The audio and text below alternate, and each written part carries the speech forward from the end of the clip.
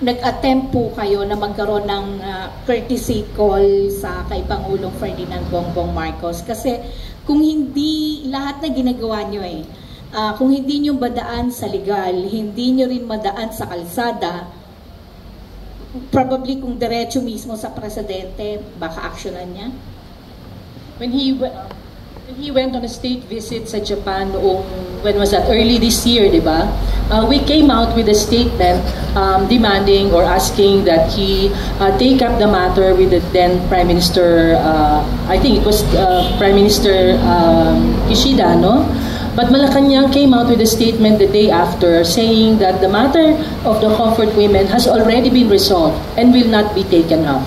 So instead, we would learn later when President Marcos comes back that instead of the justice for comfort women, it was the war, arrangements for war that they discussed.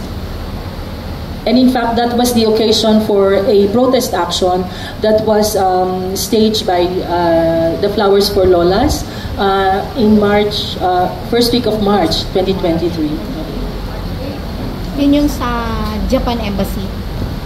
Yun po ba yun? Yung sa Japan Embassy? I remember.